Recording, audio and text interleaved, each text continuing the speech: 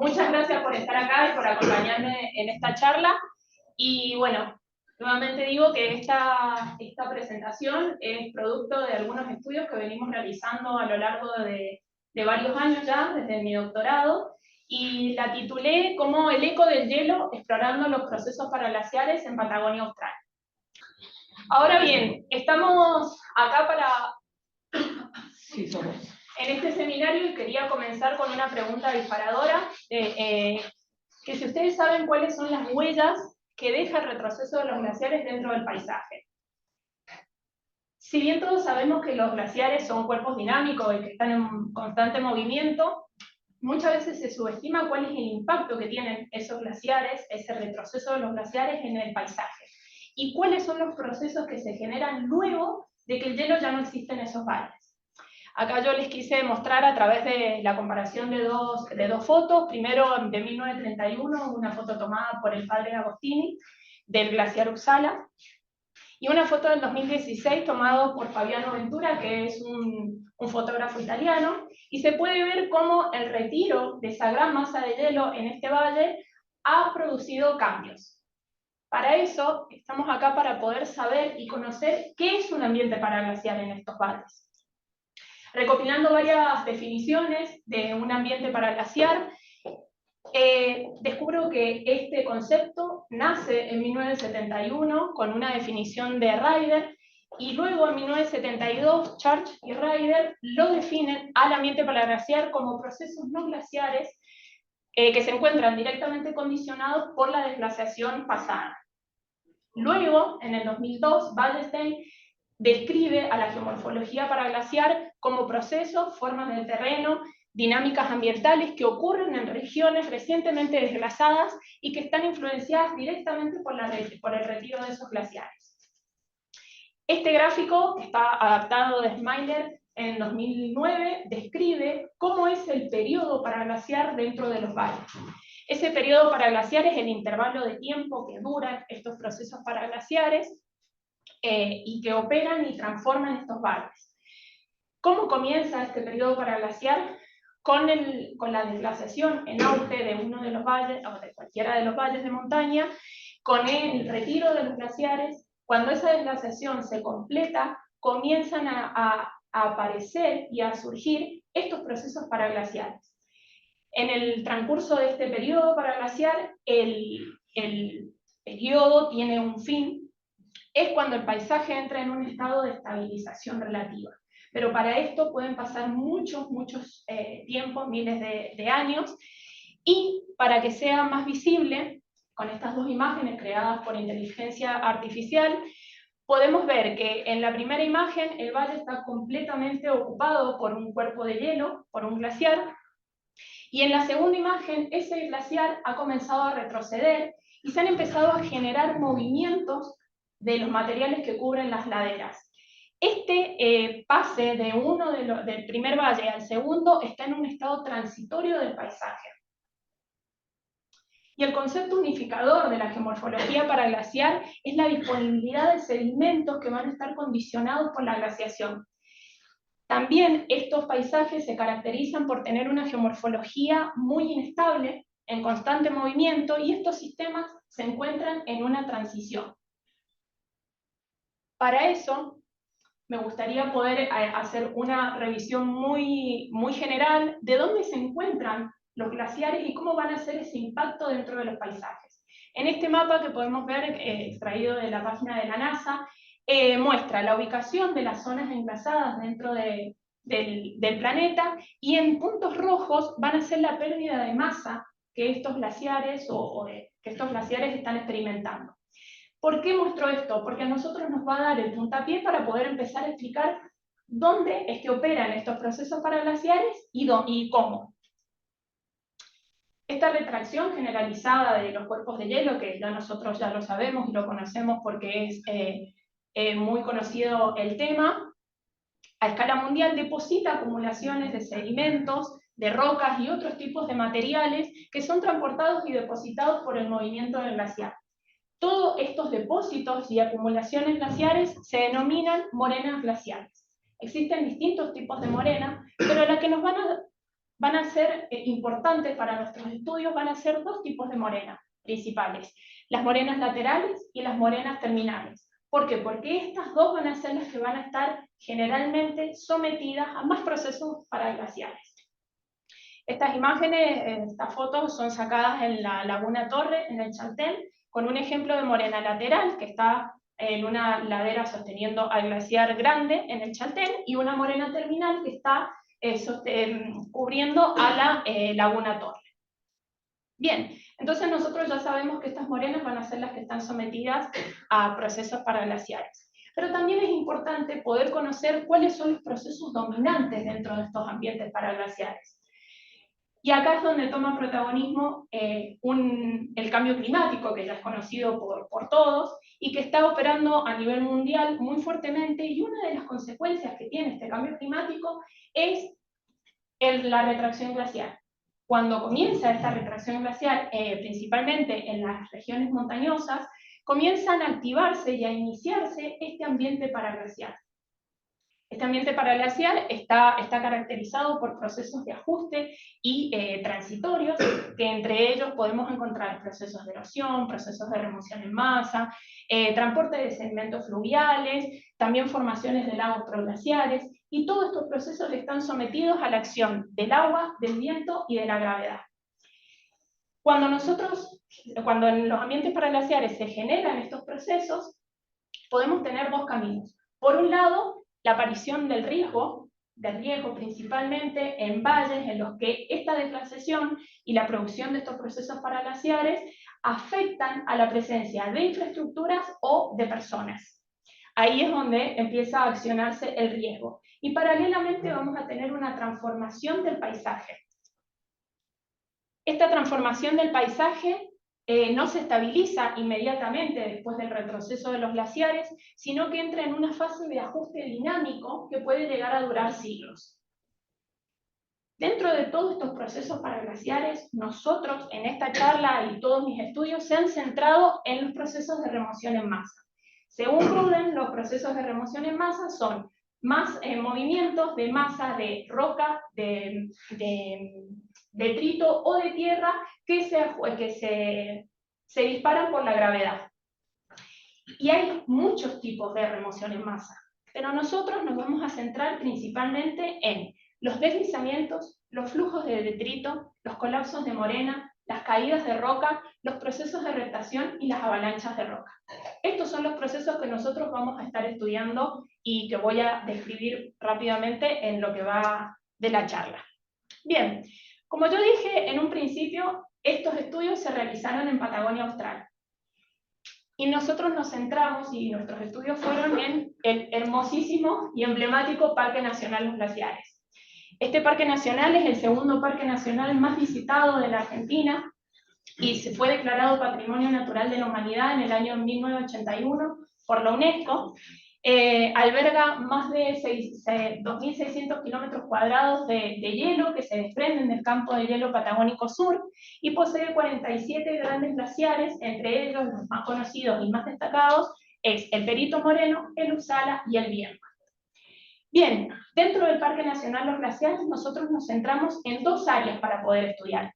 En primer lugar, en la zona norte, que tiene como localidad principal el Chaltén, que es la capital del trekking de la Argentina.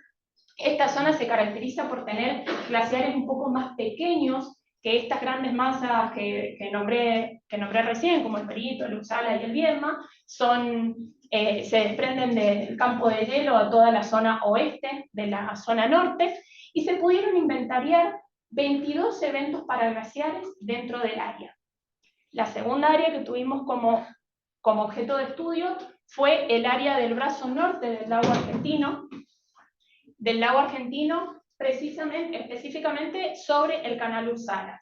Este tiene como representante de esta zona el gran glaciar y hermosísimo glaciar Uppsala con sus glaciares tributarios, que es Bertachi, Cono y Murallón. En este área se pudieron inventariar 32 eventos paraglaciares. Bien, nosotros, si bien el parque comparte, las dos áreas comparten características ambientales, climáticas muy similares, porque es muy poca la distancia que tenemos de una zona a la otra, Entonces, en esta charla, porque bueno, tiene que acotarse en el tiempo, nos vamos a centrar principalmente en los procesos paraglaciares de la zona norte del lago argentino, de la segunda. Y para eso, me parece importante poder rápidamente explicarles cómo es el comportamiento de los glaciares de la cuenca Uppsala. Como ven en esa imagen, en esta figura, el retroceso y el adelgazamiento del glaciar Uppsala y de sus glaciares tributarios viene observándose hace ya varias décadas, pero durante las últimas décadas es cuando este glaciar ha comenzado a tener una aceleración en este retroceso y en este cambio.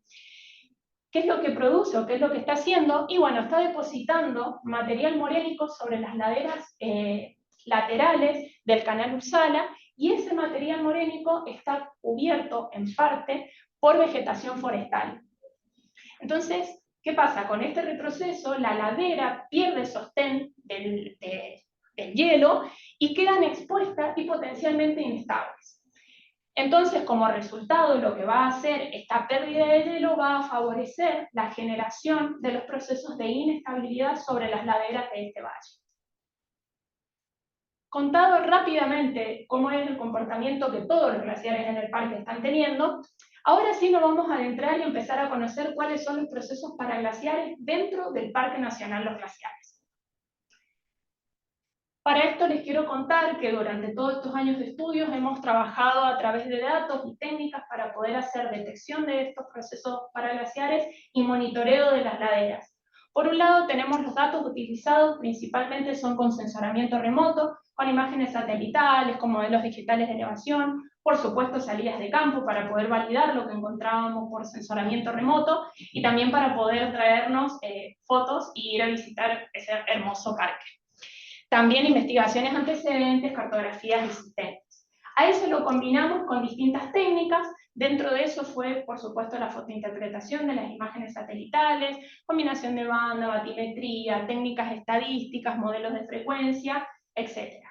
La combinación entre estos datos y estas técnicas nos dieron como resultado, en primer lugar, el inventario de estos eventos paraglaciares. Poder ubicarlos y saber cuántos teníamos dentro de nuestras dos áreas de estudio. También detección de cambio temporal, cómo las laderas al pasar de los años iban cambiando, perdiendo o no material morénico. Luego también la generación de cartografía, de geomorfología paraglaciar, de susceptibilidad a los deslizamientos, y caracterización y reconstrucción de algunos eventos. Entonces, luego de este estudio, de todos estos casos que les nombré recién, nos preguntamos cuáles eran las señales de inestabilidad que nos evidenciaban las laderas que ya estaban descubiertas de hielo. Acá en esta foto les puedo mostrar parte del canal Uppsala, la ladera occidental del canal Uppsala, donde pudimos encontrar parte de estas señales. Y esto lo quería representar a través de fotos, para que sea más fácil. Y acá tenemos una foto de las zonas de arranque sobre el material morénico de la ladera, la inclinación de los árboles a favor de la pendiente, también procesos de rectación, donde en la foto podemos ver cómo las rocas comienzan a introducirse por debajo de las raíces de los árboles, presencia de grietas. Esto es una de las cosas fundamentales que pudimos ver y estuvo bueno poder sacar en las salidas de campo de estas fotografías, porque estas grietas son grandes lomadas sobre el terreno que pueden llegar a medir entre 1,5 y 2 metros de altura. También infiltraciones superficiales de agua proveniente de la laguna proglaciar Agassiz, eso es una laguna que se encuentra en la zona superior de la ladera, como también infiltraciones subterráneas, porque se puede evidenciar cómo en el material morénico comienza a brotar el agua que viene y que va percolando por debajo del material. Y por último, material morénico y rocas meteorizadas que se encuentran sueltas sobre la ladera y están en constante caída hacia las aguas del canal Uppsala. Entonces todo esto nos estaba dando indicios de que habían señales de inestabilidad en la ladera, que la mayoría de las laderas del parque están teniendo estos procesos. Entonces bien, una vez conocimos esas señales que nos daban la inestabilidad de las laderas, me pareció importante mostrarles la inestabilidad en acción. Algunos ejemplos de estos procesos paraglaciares. Entre eso tenemos las caídas de roca sobre la pared del cordón de los Cóndores en el Chaltén, la ladera Uppsala, que tiene una constante pérdida de material morénico, que está todo el tiempo cayendo hacia el agua del canal Uppsala, la presencia del deslizamiento del Cerro Solo en el Chaltén. También hay dentro del parque, en algunas zonas, principalmente camino hacia el lago del desierto, algunos carteles de advertencia con zonas de derrumbe, de caídas de roca, es decir, que en el mismo parque hay advertencias de que hay paredes o laderas inestables. Y por último, el deslizamiento Agassiz sobre la ladera occidental del brazo norte del lago Argentino. Como por una cuestión de tiempo yo no me puedo poner a presentarles y a caracterizarle todos estos eventos, sí me pareció importante poder hacerle foco y empezar a conocer qué es lo que descubrimos a lo largo de todos estos estudios del deslizamiento Agassiz. El deslizamiento Agassiz es un gran deslizamiento que se produjo el 10 de febrero del año 2013, en horas de la noche. Se encuentra ubicado en la ladera occidental del canal Uppsala, del brazo norte del lago Argentino, y está situado en la zona inferior de la laguna proglaciar Agassiz. Está muy cerca del Valle de las Vacas. El acceso a este deslizamiento es solo vía lacustre, porque se puede llegar navegando desde el puerto Punta Bandera, que se encuentra a 90 kilómetros desde el puerto hasta el deslizamiento. Se produjo en un área netamente natural y se encuentra enfrente, muy cercano al frente, bueno, se puede ver ahí en el video del glaciar Uppsala, y es un deslizamiento de tipo rotacional, con un área de 0,56 kilómetros cuadrados, tiene una longitud de 616 metros y un ancho de base de 876 metros, es decir, que es un deslizamiento bastante imponente. Cuando vas navegando el glaciar se ve es bastante grande. Este deslizamiento dejó la presencia de su depósito bajo el agua. Esto lo pudimos detectar a través de batimetría que se hizo en el canal Uppsala en el año 2017 en conjunto con investigadores de Chile, y ahí se detectó que el depósito del deslizamiento estaba bajo el canal. Tiene un volumen aproximado entre 0,07 y 0,13 kilómetros cúbicos. Bien, caracterizado más o menos para conocer este deslizamiento, nos parecía importante poder ver qué pasaba con la ladera pre-evento. ¿Nos estaba dando indicios de que se iba a colapsar o no? Entonces, para eso tomamos imágenes satelitales y fotos anteriores al 2013, en realidad 35 años antes de que se produjera. En esta imagen Corona de 1979 y en esta fotografía de 1990, sacada de Anilla y Esbarca de una publicación del 92, pudimos encontrar cómo era la situación de la ladera para esos años. Vemos que en ambos el glaciar todavía, el deslizamiento se produce donde dice cascada, la palabra cascada. Esa es la zona donde se produce el deslizamiento. Entonces veíamos que el glaciar todavía no había pasado la zona de donde se produjo el deslizamiento. Pero sí empezamos a ver que habían señales o indicios que podían decirnos, guarda, puede colapsar la ladera.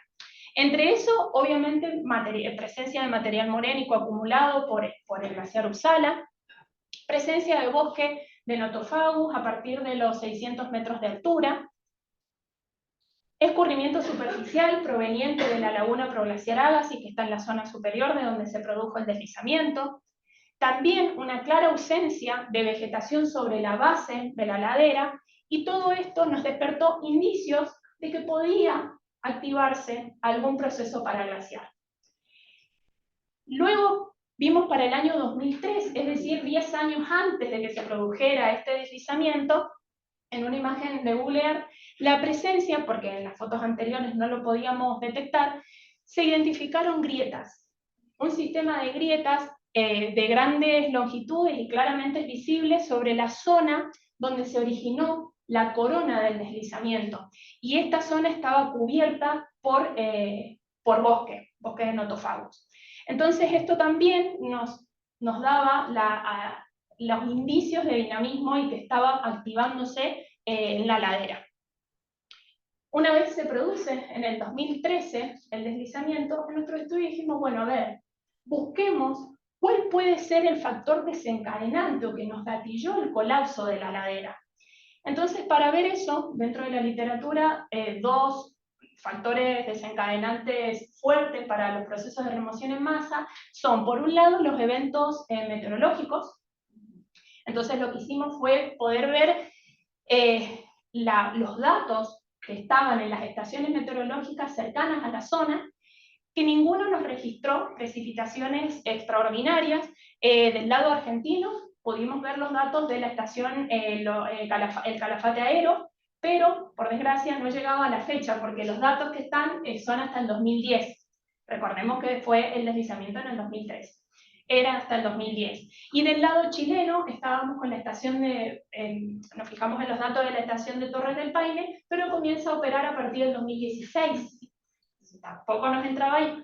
Bueno, entonces fui a consultarles a Diego Araneo, porque esto fue parte de mi tesis, y le dije, ayúdame con los modelos meteorológicos, a ver si nos dicen si hubo algún evento o no.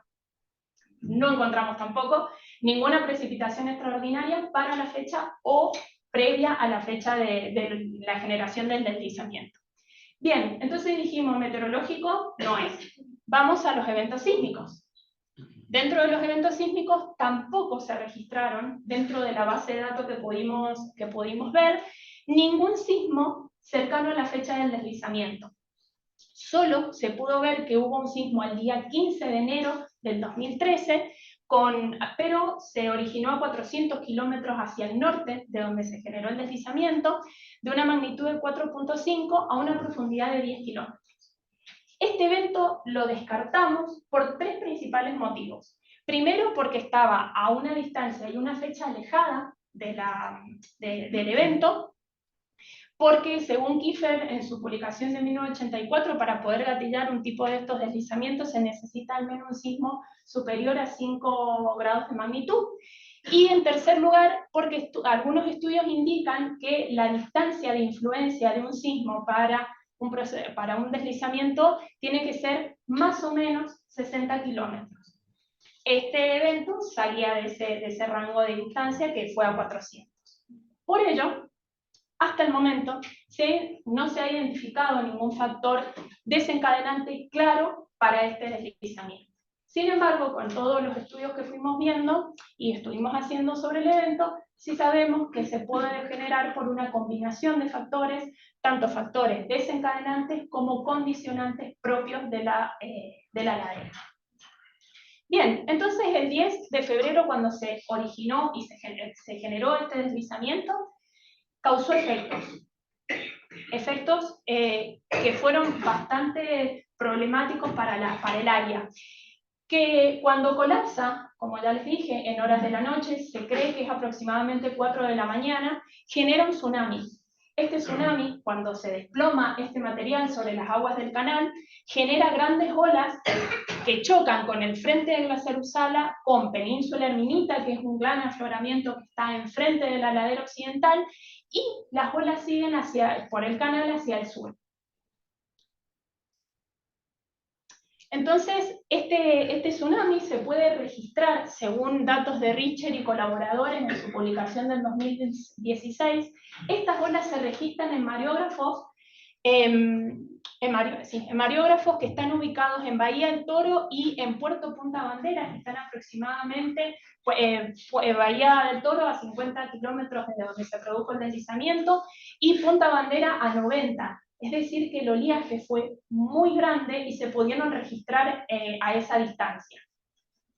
Dentro de los efectos que tuvo fue depositar témpanos sobre Península Erminita, Laguna La Pesca, sobre Bahía del Hielo, que son lugares que se encuentran a más de 20 kilómetros hacia el sur por el canal Uppsala, desde donde se genera el deslizamiento. También produjo efectos o consecuencias negativas, principalmente en el Valle de las Vacas y en Bahía Oneri. ¿Qué es lo que hizo? Bueno, como pueden ver en algunas de esas fotos que puse ahí, fue destrucción del muelle y del restaurante, fue muy afectado, de Bahía Onelli. Bahía Onelli es una zona que es antes de llegar a donde se produjo el deslizamiento, ingresando por el brazo norte del canal Uppsala, y es una zona donde principalmente en la estación estival iban a ese muelle y a ese restaurante muchas embarcaciones turísticas. Entonces eso se vio afectado y se vio destruido por el oleaje que causó el tsunami. También árboles caídos, mucho caos sobre las costas, y además también material destruido que era material de construcción que estaban utilizando para la creación de un refugio de guardaparques sobre la zona de Bahía Onelli. Todos estos efectos y estos impactos negativos se vieron de la totalidad de todos los sitios a los que afectó. Bahía Onelli fue el más golpeado, digamos, por los efectos de este tsunami.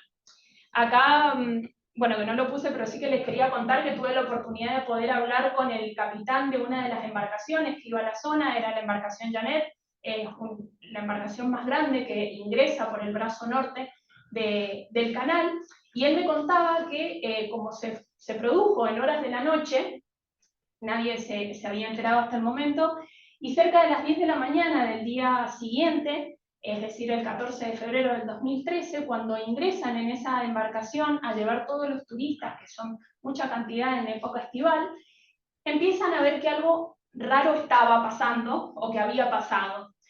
Cuando ingresan hacia el canal Uppsala pueden ver una gran nube de polvo en suspensión sobre el canal, y que el canal estaba con el agua turbia, llena de troncos, de ramas, y que estaba todo raro. Y ellos no sabían qué es lo que había pasado. Pensaban en un primer momento de que había tenido un gran desprendimiento de témpanos el frente del glaciar Uppsala, y que había generado todo eso. Luego, cuando pudieron seguir navegando, llegan a la costa de Bahía Onelli para poder desembarcar y se encuentran con todas estas consecuencias, que era el muelle destruido y toda la costa de la bahía totalmente colapsada. Cuando desde ahí sale en una lancha uno de los guardaparques y comienza a mirar para los costados, no solo al frente del glaciar, y se da cuenta que la ladera estaba incompleta. Estaba faltando material dentro de la ladera y era un gran colapso. Es ahí donde descubren que esa gran nube de polvo y todo ese desastre en el canal era producto de un gran deslizamiento de tierra. Bien, y para ir finalizando me gustaría dejarles un mensaje, y es que el hielo se retira, pero la historia continúa. Entonces, dentro de los estudios que hemos hecho, yo ahora le he presentado solamente los procesos de inestabilidad para glaciares, que nosotros dentro del parque lo tomamos dentro de la ecuación del riesgo como amenaza. Pero esa ecuación está incompleta porque necesitamos el concepto de vulnerabilidad y de exposición. Y más teniendo en cuenta que estamos en un Parque Nacional de los Glaciares, que es muy visitado por turistas, tanto nacionales como extranjeros, y están expuestos a un posible riesgo dentro del parque. Y por último, quería decirles que conocer las áreas más expuestas a estos peligros es muy importante, porque se contribuye a la prevención y a la reducción de futuros riesgos de accidentes, de pérdidas de vidas humanas y de daños en infraestructura dentro del parque. Por eso es que nuestros estudios aportan a eso en el riesgo. Y después de muchos años de estudio, de pasar del trabajo de campo al paper, hemos podido hacer 6 publicaciones sobre los procesos paraglaciares dentro del Parque Nacional Los Glaciares. Acá se las muestro, si alguno después está interesado se las puedo pasar sin ningún problema. Y ahora sí, ya terminé. Muchas gracias por su atención y por su tiempo.